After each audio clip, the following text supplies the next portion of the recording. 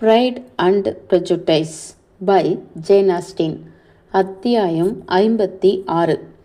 பிங்க்லிக்கும் ஜேனிற்கும் திருமணம் நிச்சயமாகி சுமார் ஒரு வாரத்துக்கு பிறகு ஒரு நாள் காலை அவனும் அந்த குடும்பத்து பெண்களும் சாப்பாட்டறையில் ஒன்றாக அமர்ந்திருந்த பொழுது ஒரு வண்டியின் சத்தம் கேட்டு அவர்களது கவனம் ஜன்னலை நோக்கி திரும்பியிருந்தது. ஒரு சாரட்டு வண்டியை 4 பேர்கள் புல்வெளியில் ஓட்டிக்கொண்டு வருவதை பார்த்தனர். விருந்தாளிகள் வருவருக்கு அது காலையில் சிறிது சீக்கிரமாக இருந்தது. மேலும் வண்டி அக்கம்பக்கத்தினருடையது இல்லை என்றும் தெரிந்தது. வண்டியும் அதற்கு முன்னால் இருந்த வேலைக்காரனது சீருடையும் பரிச்சயமாக இல்லை. யாரோ ஒருவர் வருகிறார் என்பது தீர்மானமாக தெரிந்ததால் இந்த குறுக்கீட்டில் மாட்டிக்கொள்வதை தவிர்ப்பதற்காக பிங்க்லி ஜேனை தன்னுடன் அருகிலுள்ள புதருக்கு நடந்து செல்வதற்கு அழைத்தான். அவர்கள் இருவரும் புறப்பட்டு சென்ற பிறகு அங்கிருந்த மூவரின் அனுமானங்களும் கதவு திறக்கப்பட்ட விருந்தினர் உள்ளே வரும் வரை தொடர்ந்தன. பிறகு அது லேடி காதரின் டீபர்க் என தெரிய வந்தது. தங்கள் எல்லோருக்கும் ஆச்சரியம் காத்திருக்கிறது என்று நினைத்தனர். ஆனால் எதிர்பார்த்ததை விட ஆச்சரியம் அதிகமாக இருந்தது. மிஸ்ஸஸ் பென்னட்டிற்கும் கிட்டிக்கும் வந்தது யார் என்று தெரியாத போதிலும் அவர்கள் அடைந்த ஆச்சரியத்தை விட எலிசபெத் அடைந்த ஆச்சரியம் அதிகமாக இருந்தது. எப்பொழுதும் இருப்பதை விட அதிக அதிகாரத் தோரணையுடன் அவள் அறையில் நுழைந்தாள். எலிசபெத்தின் வணக்கத்திற்கு தலையை மட்டும் சிறிது அசைத்ததை தவிர வேறு பதிலொன்றும் சொல்லாமல் உட்கார்ந்தாள். அறிமுகப்படுத்தச் சொல்லி கேட்காத போதிலும் அவள் உள்ளே நுழையும் போதே எலிசபெத் தன் தாயிடம் அவள் பெயரை சொன்னாள். அவ்வளவு முக்கியமான விருந்தாளி வந்ததைக் கண்டு பெருமையுற்ற மிஸ்ஸஸ் பென்னட் மிகுந்த மரியாதையுடன் அவளை வரவேற்றாள். ஒரு நிமிடம் மௌனமாக அமர்ந்த பின் அவள் எலிசபெத்திடம் கடுமையாக பேசலானாள். நீ உடல் நலமாக இருக்கிறாய் என நான் நினைக்கிறேன். அந்த பெண்மணி உன்னுடைய தாயார் என நினைக்கிறேன் என்றாள். எலிசபெத் சுருக்கமாக ஆமாம் என்று பதிலளித்தாள். அவள் உன்னுடைய சகோதரிகளில் ஒருத்தி என நினைக்கிறேன் என்றாள். லேடி காதரனினுடன் உரையாடுவதில் சந்தோஷமடைந்த மிஸ்ஸஸ் பென்னட் ஆமாம் என்றாள். என்னுடைய கடைசி மகளுக்கு சமீபத்தில்தான் திருமணம் நடந்தது. அவளுக்கு பெரியவள் இவள். எனது மூத்த மகள் ஒரு இளைஞனுடன் புல்வெளியில் எங்கோ நடந்து கொண்டிருக்கிறாள். அவன் விரைவில் என் குடும்பத்தில் ஒருவனாக இணைவான் என நம்புகிறேன் என்றாள் மிஸ்ஸஸ் பென்னட். சிறிது நேரம் மௌனத்துக்கு பிறகு லேடி காதரின் இங்கு உங்களுக்கு ஒரு சிறிய பூங்கா உள்ளது என்றாள். ரோசிங்ஸுடன் ஒப்பிட்டால் இது ஒன்றுமே இல்லை.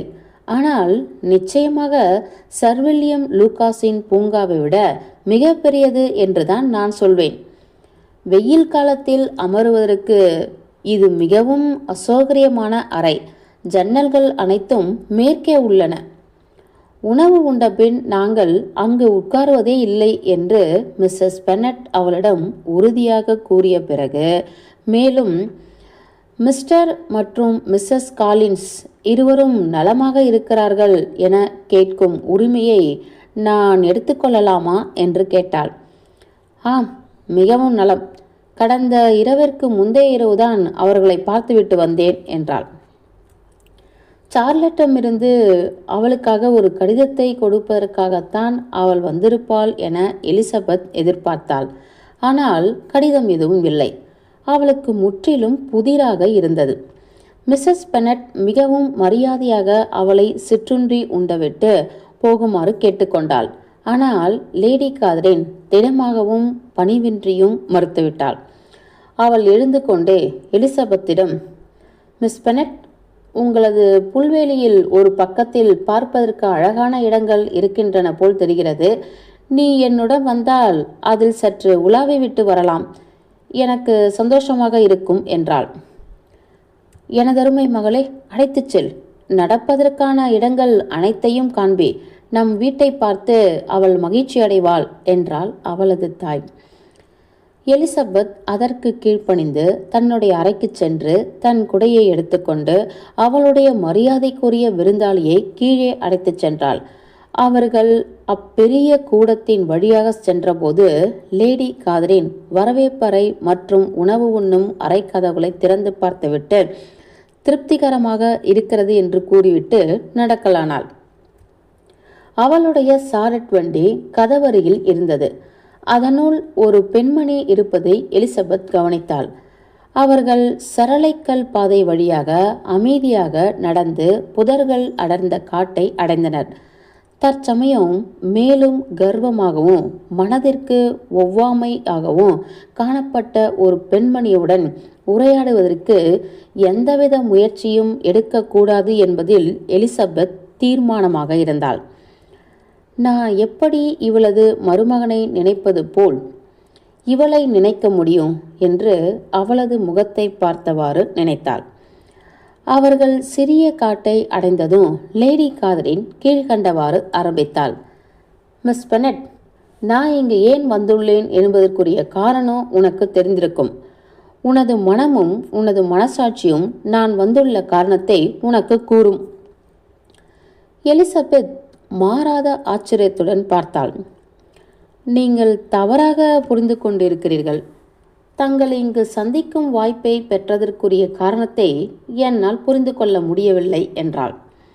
கோபமான குரலில் பதிலளித்த லேடி காதரின் டீப்பர், மிஸ் பெனட்டை என்னிடம் விளையாடக்கூடாது என்று உனக்கு தெரிய வேண்டும். நீ அவ்வளவு உண்மையாக இல்லாவிட்டாலும் கூட நான் அக்கறை எடுத்து கொள்ளாமல் இருக்க முடியாது. வெளிப்படையாக பேசுவதும் உண்மையாக பேசுவதும் தான் எல்லோராலும் கொண்டாடப்படும் எனது சுபாவமாகும். மேலும் இது போன்ற சூழ்நிலைகளில் நான் என் சுபாவத்தை மீறமாட்டேன். 2 நாட்களுக்கு முன்பு மிகவும் அதிர்ச்சியான ஒரு விஷயம் கேள்விப்பட்டேன். உன்னுடைய சகோதரி நல்ல இடத்தில் திருமணம் செய்து கொள்ளப் போவது மட்டுமல்லாமல் நீ மிஸ் எலிசபெத் பெனட் என் சொந்த மருமகனுடன் இணையப் போவதாக ஒரு செய்தி எனக்கு கிடைத்தது. அது அவதூறான பொய் என்று எனக்கு தெரிந்திருந்தாலும் அது உண்மையாக இருக்கலாமோ என்று நினைத்து கூட அவன் மனதை புண்படுத்த மாட்டேன். என் மனதில் தோன்றியவற்றை உனக்கு தெரிவிப்பதற்காக நான் உடனே இங்கு கிளம்பி வர வேண்டும் என்று தீர்மானம் செய்தேன் என்று கூறினாள். இது உண்மையாக இருக்க முடியாது என்று நீங்கள் நம்பியிருந்தால் இவ்வளவு தூரம் கஷ்டப்பட்டு தாங்கள் இங்கு வந்ததன் காரணம் எனக்கு புரியவில்லை. என்ன செய்வதாக இருக்கிறீர்கள் என்று எலிசபெத் வியப்புடனும் வெறுப்புடனும் கேட்டாள். உடனடியாக அது போன்ற ஒரு செய்தியை மறுத்து கூற செய்வதற்குத்தான். அது போன்ற ஒரு விஷயம் உண்மைதான் என்றால் லாங்பர்ன் இல்லத்திற்கு வந்து என்னையும் என் குடும்பத்தினரையும் பார்க்க வந்தது அதை ஊர்ஜிதப்படுத்துவதாக அமையும் என்று எலிசபெத் அமைதியாக பதிலளித்தாள். அது உண்மையாக இருந்தால் உனக்கு தெரியாதது போல் நடிக்கிறாயா? நீயே அது போன்ற ஒரு செய்தியை பரப்பவில்லையா? இச்செய்தி வெளியிடங்களிலும் பரவியுள்ளது என்பது உனக்கு தெரியாதா? நான் அப்படி எதுவும் கேள்விப்படவே இல்லை. அதுபோல் அந்த செய்திக்கு எந்த ஒரு ஆதாரமும் இல்லை என்று உன்னால் கூற முடியுமா? தங்களைப் போல் எனக்கு வெளிப்படையாக பேசுவது போல் நடிக்கத் தெரியாது. நீங்கள் கேள்வி கேட்கலாம், பதில் கூறுவது என் இஷ்டம் என்றாள் எலிசபெத். மிஸ் பெனட், இதை என்னால் சகித்து கொள்ள முடியாது. எனக்கு தெரிந்தாக வேண்டும். என் மருமகன் உன்னை திருமணம் செய்து கொள்வதாக கூறியுள்ளானா? அது நடக்காத காரியம் என்று நீங்களே அறிவித்திருக்கிறீர்கள். அப்படித்தான் இருக்க வேண்டும். அவன் நியாயமாக யோசித்தால் அப்படித்தான் இருக்க வேண்டும். ஆனால் ஒருவேளை உன்னுடைய நளினமும் கவர்ச்சியும் உண்டாக்கியிருக்கும் இத்தருணம் அவனுக்கும் அவன் குடும்பத்தினருக்கும் அவன் கடமைப்பட்டுள்ளதை மறக்கடிக்க செய்திருக்கலாம். நீ அவனை உன் பக்கம் இழுத்திருக்கலாம். நான் அவ்வாறு செய்திருந்தால் அதனை ஒத்துக்கொள்ளும் கடைசி நபர் நானாகத்தான் இருப்பேன். மிஸ் பெனட், நான் யார் என்று உனக்கு தெரியுமா? இது போன்ற பேச்சை கேட்டு எனக்கு பழக்கமில்லை. இந்த உலகத்தில் அவனுக்கு இருக்கும் மிகவும் நெருங்கிய உறவினர் நான் தான். ஆகவே அவனுக்கு வேண்டப்பட்ட விஷயங்களை பற்றி தெரிந்து கொள்வது என் உரிமை. ஆனால் என்னை பற்றி விஷயங்களை தெரிந்து கொள்ள உங்களுக்கு எந்த உரிமையும் கிடையாது. மேலும் இதுபோல் நடந்து கொள்வது என்னை வெளிப்படையாக இருக்க தூண்டாது. என்னை சரியாக புரிந்து கொள். நீ ஆசைப்படும் இந்த ஜோடி பொருத்தம் ஒரு காலம் நிறைவேறாது, நிச்சயமாக முடியாது. டார்சி என்னுடைய மகளை திருமணம் செய்து கொள்ள நிச்சயிக்கப்பட்டுள்ளது. இப்பொழுது நீ என்ன சொல்லப் போகிறாய்? நான் சொல்லப்போவது இதுதான். அவன் அப்படி அவளுக்கு என்று நிச்சயிக்கப்பட்டிருந்தால் எனக்கு வேண்டுகோள் விடுத்திருப்பான் என்று நீங்கள் நம்புவதற்கு எந்த காரணமும் இருக்க முடியாது இல்லையா? லேடி காதரின் ஒரு நிமிடம் தயங்கி பிறகு பதிலளித்தாள். அவர்களுக்கு திருமணம் நிச்சயிக்கப்பட்டு சற்று வித்தியாசமானது. அவர்களது குழந்தை பருவத்திலிருந்தே ஒருவர் மற்றொருக்காக என்ற எண்ணம் இருந்து வருகிறது. அது அவனுடைய தாயாருடைய விருப்பமாகும். என்னுடைய விருப்பமும் கூட. அவர்களுடைய தொட்டில் பருவத்திலேயே நாங்கள் அவர்கள் ஒன்று சேருவதை பற்றி திட்டமிட்டுள்ளோம். இப்பொழுது 2 சகோதரிகளின் விருப்பம் நிறைவேறும் சமயத்தில் குடும்பத்திற்கு சம்பந்தமில்லாத, உலகில் எந்தவித முக்கியத்துவமும் இல்லாத தாழ்ந்த பிறப்பில் பிறந்த ஒரு இளம்பெண்ணால் அது தடுக்கப்படுகிறது. அவனுடைய நண்பர்களின் விருப்பத்திற்கு இது மதிப்பளிக்க மாட்டாயா? மிஸ் டீபர்க்குடன் ஏற்பட்டுள்ள மறைமுகமான திருமண ஏற்பாட்டிற்கு நீ மரியாதை தரமாட்டாயா? நேர்மை, மென்மை ஆகிய உணர்வுகளுடன் உன்னுடன் இல்லையா? அவன் பிறந்ததிலிருந்து அவனுடைய சித்தியின் மகளுக்காக விதிக்கப்பட்டுள்ளான் என்று நான் கூறுவது உன் காதில் விழவில்லையா? ஆம், நான் முன்பே கேள்விப்பட்டிருக்கிறேன். ஆனால் அதனால் எனக்கென்ன? உங்களது மருமகனை நான் மனம் புரிவதற்கு வேறு ஆட்சேபனைகள் இல்லையென்றால் அவனுடைய தாயும் சித்தியும் அவன் மிஸ் டீபர்க்கை திருமணம் செய்து கொள்ள வேண்டும் என்று விரும்பிய ஒரே காரணத்திற்காக நான் தடுக்கப்பட வேண்டியது இல்லை. நீங்கள் இருவரும் உங்களால் முடிந்த அளவிற்கு அந்த திருமணத்திற்கு திட்டமிட்டீர்கள். அதன் முடிவு மற்றவர் கையில்தான் உள்ளது. மரியாதை நிமித்தமோ அல்லது விருப்பத்தின் பேரிலோ அவன் மிஸ் டீபர்க்கிற்கு உட்பட்டு இல்லாதபோது ஏன் அவன் வேறு விருப்பம் தெரிவிக்கக்கூடாது? அந்த விருப்பம் நானாக இருந்தால் ஏன் நான் அவனை ஏற்றுக்கொள்ளக்கூடாது என்றாள் எலிசபெத். ஏனெனில் கௌரவம், நல்லொழுக்கம், விவேகம், மேலும் அக்கறை அதை தடை செய்கிறது. ஆமாம், அக்கறை. மிஸ் பெனட் எல்லோருடைய விருப்பத்திற்கும் எதிராக நடந்து கொண்டால் அவனுடைய குடும்பத்தினரோ அல்லது நண்பர்களோ உன்னை கவனிப்பார்கள் என்று நீ எதிர்பார்க்க முடியாது. அவனுடன் தொடர்பு கொண்ட அனைவராலும் நீ கண்டிக்கப்படுவாய், உதாசீனப்படுத்தப்படுவாய், மேலும் வெறுக்கப்படுவாய்.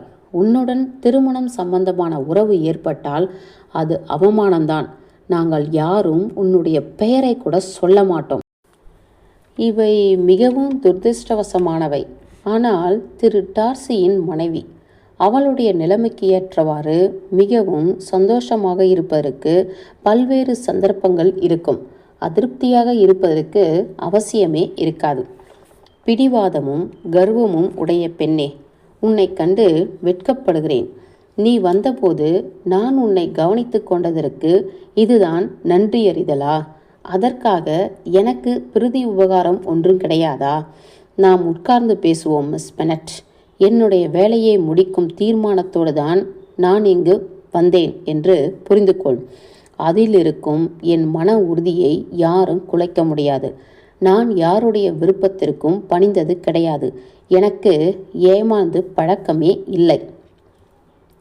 அது உங்கள் நிலைமையை இன்னும் பரிதாபத்துக்குரியதாக்கிவிடும். ஆனால் இதனால் எனக்கு எந்த ஒரு பாதிப்பும் ஏற்படாது என்றாள். என்னை குறுக்கிடாதே, அமைதியாக கேள். என் மகளும் மருமகனும் ஒருவருக்கொருவர் என்று அமைந்தவர்கள். தாயார் பக்கத்தில் இருப்பவர்கள் உயரிய குடும்பத்தை சார்ந்தவர்கள். பட்டம் எதுவும் இல்லாவிடனும் தகப்பனார் பக்கத்தில் கௌரவமான மரியாதைக்குரிய குடும்பத்தை சார்ந்தவர்கள். இரு பக்கத்திலும் அவர்களது செல்வ வளம் மிகவும் சிறப்பானவை. அவரவர்கள் வீட்டில் உள்ள எல்லோராலுமே அவர்கள் இருவரும் ஒருவருக்கொருவர் என்று கருதப்பட்டனர். எதுவுமே அவர்களை பிரிக்க முடியாது. உன்னுடைய வாழ்க்கை தரத்தில் நீ உயர வேண்டும் என்பதற்காகவே ஒரு குடும்பம், நல்ல தொடர்புகள், செல்வ வளம் எதுவும் இல்லாத நீ அவர்களை பிரிக்க பார்க்கிறாய். இவற்றை பொறுத்து கொள்ள வேண்டுமா? கூடாது, கண்டிப்பாக கூடாது. நீ புத்திசாலியாக இருந்தால் உன்னுடைய நன்மையை மனதில் கொண்டு உன்னால் வளர்க்கப்பட்ட அந்த வாழ்க்கை சூழலை விட்டு வெளியே வர விரும்ப மாட்டாய். உங்களுடைய மருமகனை நான் திருமணம் செய்து கொள்வதில் நான் வளர்த்த வாழ்க்கையிலிருந்து வெளியே வருவதாக கருத மாட்டேன். அவன் ஒரு கண்ணியமான மனிதன். நான் ஒரு உயர்குடியில் பிறந்த மனிதரின் மகள். ஆகவே நாங்கள் இருவரும் சமம். உண்மைதான், நீ உயர்குடியில் பிறந்த மனிதரின் மகள். ஆனால் உன் தாயார் யார்? உன்னுடைய உறவினர்கள் யார்? அவர்களுடைய நிலைமை எனக்கு தெரியாது என்றா நினைக்கிறாய்? என்னுடைய தொடர்புகள் எப்படிப்பட்டதாக இருந்தாலும் உங்களுடைய மருமகன் ஆட்சேபிக்காவிட்டால் உங்களுக்கு அவற்றை பற்றி கவலை இல்லை என்றாள் எலிசபெத். இறுதியாக சொல், உனக்கும் அவனுக்கும் திருமணம் நிச்சயமாகிவிட்டதா? லேடி காதினருக்கு அடிபணிய வேண்டும் என்பதற்காக மட்டும் எலிசபெத் இந்த கேள்விக்கு பதில் கூறியிருக்க மாட்டாள். ஒரு கணம் யோசித்த பின்னர் அவளால் பதில் கூறாமல் இருக்க முடியவில்லை. அதனால் இல்லை, நிச்சயமாக இல்லை என்றாள். லேடி காதினருக்கு மிகவும் சந்தோஷமாகிவிட்டது. அது போன்றதொரு ஏற்பாட்டிற்கு நீ ஒத்துக்கொள்ள மாட்டாய் என்று எனக்கு வாக்களிப்பாயா? நான் அந்த மாதிரிலாம் வாக்களிக்க முடியாது என்றாள் எலிசபெத். மிஸ் பெனட், எனக்கு ஆச்சரியமாகவும் அதிர்ச்சியாகவும் உள்ளது. நான் இன்னும் மேலான நியாயமான இளம் பெண்ணாக உன்னை எதிர்பார்த்தேன். நான் விட்டு கொடுப்பேன் என்று மட்டும் உன்னை ஏமாற்றிக் கொள்ளாதே. எனக்கு தேவையான வாக்குறுதியை நீ அளிக்கும் வரை நான் இங்கிருந்து கிளம்ப மாட்டேன். நான் கண்டிப்பாக ஒருபொழுதும் அந்த வாக்குறுதியை தரமாட்டேன். முற்றிலும் நியாயமில்லாமல் எதற்காகவும் என்னை பயமுறுத்த முடியாது. டார்சி உங்கள் மகளை திருமணம் செய்து கொள்ள வேண்டும் என்று விரும்புகிறீர்கள். நீங்கள் கேட்கும் வாக்குறுதியை நான் அளித்தாலும் அவர்களுடைய திருமணம் நடக்கும் என எதிர்பார்க்க முடியுமா? அவன் என்னை விரும்புவதாக வைத்துக்கொள்வோம். நான் அவனை திருமணம் செய்து கொள்ள மறுப்பதன் மூலம் உங்களுடைய மகளை அவன் மணப்பான் என்று எப்படி கூற முடியும்? இது அசாதாரணமான விண்ணப்பத்திற்கு நீங்கள் செய்த வாதம் எவ்வளவு அற்பத்தனமானதோ அவ்வளவும் நியாயமற்றது ஆகும். என்னை இதுபோல் தூண்டிவிடலாம் என்று நீங்கள் எண்ணினால் என்னை தாங்கள் சரியாக எடை போடவில்லை என்றுதான் அர்த்தம். உங்களுடைய மருமகன் அவன் விஷயத்தில் தங்களுடைய தலையீட்டை எவ்வளவு தூரம் விரும்புவான் என்று நான் சொல்ல முடியாது. ஆனால் என்னுடைய விஷயத்தில் தலையிட உங்களுக்கு எந்தவித உரிமையும் கிடையாது. இந்த விஷயத்தில் என்னை இதற்கு மேல் தொந்தரவு செய்ய வேண்டாம் என்று கேட்டுக்கொள்கிறேன் என்றாள். அவசரப்படாதே, நான் இன்னும் முடிக்கவில்லை. நான் ஏற்கனவே எழுப்பிய ஆட்சேபனைகளுடன் இன்னும் ஒன்று சேர்க்க வேண்டும். உன் கடைசி சகோதரி ஓடிப்போனதை பற்றி எனக்கு ஒன்றும் தெரியாது என்று நினைக்காதே. எனக்கு அதை பற்றி எல்லாம் தெரியும். உன்னுடைய தந்தையும் மாமாவும் பணத்தை கொடுத்து அவர்களுடைய திருமணத்தை நடத்தி வைத்தது எனக்கு நல்லாவே தெரியும். அப்படிப்பட்ட ஒரு பெண் என்னுடைய மருமகனின் சகோதரியாக வேண்டுமா? அவளுடைய கணவன் டார்சியினுடைய தந்தையின் காரியதரிசராக இருந்தவரின் மகன் அவனுக்கு சகோதரனாக வேண்டுமா? நீ என்ன நினைத்து கொண்டிருக்கிறாய்? பெம்பர்லி இவ்வளவு கரைப்பட வேண்டுமா? இதற்கு மேலும் சொல்வதற்கு தங்களுக்கு எதுவும் இருக்க முடியாது என்று கோபமாக பதிலளித்த எலிசபெத், எல்லா வழியிலையும் நீங்கள் என்னை ரொம்பவும் அவமானப்படுத்தி விட்டீர்கள். நான் உடனே வீட்டிற்கு திரும்ப வேண்டும் என்றாள். அவள் பேசிக்கொண்டே எழுந்தாள். லேடி காதரினும் எழுந்தாள். அவர்கள் இருவரும் திரும்பினர். லேடி காதரின் மிகவும் கோபமடைந்திருந்தாள். அப்படியெனில் என்னுடைய மருமகனுடைய கௌரவத்திற்கு நீ மரியாதை கொடுக்கவில்லை. எந்த உணர்வும் இல்லாத சுயநலம் பிடித்த பெண்ணே, உன்னுடைய தொடர்பினால் அவனுக்கு எல்லோரும் முன்னிலையும் அவமானம்தான் என்பதனை நீ கருத்தில் எடுத்துக்கொள்ளவில்லையா? லேடி காதரின், எனக்கு மேலும் சொல்வதற்கு ஒன்றுமே இல்லை. உங்களுக்கு என் உணர்வுகள் புரியும் என்று நினைக்கிறேன். அப்படியானால் நீ அவனை அடைய முடிவெடுத்து விட்டாயா? நான் அப்படி கூறவில்லை. உங்களையோ எனக்கு சம்பந்தம் இல்லாதவர்களையோ கருத்தில் எடுத்துக்கொள்ளாமல் என்னுடைய சந்தோஷத்திற்காக நான் என்னுடைய அபிப்பிராயப்படி செய்ய வேண்டியதை செய்தே முடிப்பேன் என்றாள். நல்லது, நீ எனக்கு கடமைப்பட மறுக்கிறாய். கடமை, மேன்மை மற்றும் நன்றியின் எதிர்பார்ப்புகளுக்கு கீழ்ப்படிய மறுக்கிறாய். அவனுடைய நண்பர்களின் அபிப்பிராயத்தில் அவனை அழித்துவிட பார்க்கிறாய். அவனை உலகமே வெறுக்கும் அளவிற்கு செய்ய போகிறாய். கடமை, கௌரவம் மற்றும் நன்றி உணர்ச்சி என எதுவும் இந்த விஷயத்தில் என்னை தடுத்து நிறுத்த முடியாது. டார்சியை மனம் புரிவதால் இதில் எந்த ஒரு கொள்கையும் மீறப்படாது.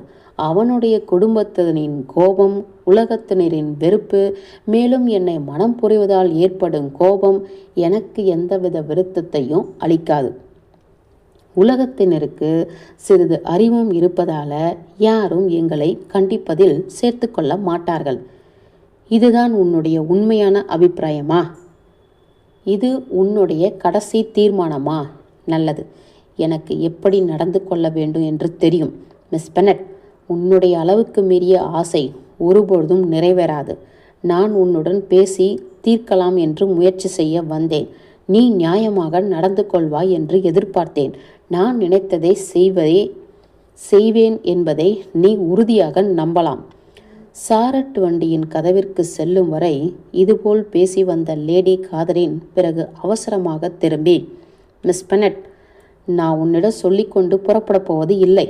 உன்னுடைய தாயாருக்கு என்னுடைய வாழ்த்துக்களை தெரிவிக்கப் போவது இல்லை. உனக்கு அவ்வளவு கவனிப்பும் அவசியமும் இல்லை. நான் மிகவும் வருத்தம் அடைந்துள்ளேன். எலிசபெத் எந்த பதிலேதும் கூறவில்லை. லேடி காதரின் வீட்டிற்கு அழைக்க எந்தவித முயற்சியும் எடுக்கவில்லை. அவள் மட்டும் அமைதியாக வீட்டினுள் நுழைந்தாள். அவள் படிக்கட்டில் ஏறி செல்லும் பொழுது சாரட் வண்டி புறப்பட்டும் சத்தம் கேட்டது. அவளுடைய தாயார் உடைமாற்றும் அறையின் வாசலில் பொறுமையின்றி அவளை சந்தித்து, ஏன் மீண்டும் லேடி காதரின் வீட்டிற்குள் வந்து ஓய்வெடுத்து கொண்டு செல்லவில்லை என்று கேட்டாள். அவளுக்கு விருப்பமில்லை, அவள் சென்று விட்டாள் என்று எலிசபெத் பதிலளித்தாள். மிகவும் அழகான பெண்மணி. அவள் இங்கு வந்தது மிகவும் மரியாதைக்குரியதாக இருக்கும். காலின்ஸ் குடும்பத்தினர் சௌகரியமாக இருக்கின்றனர் என்று கூற இங்கு வந்திருப்பார்.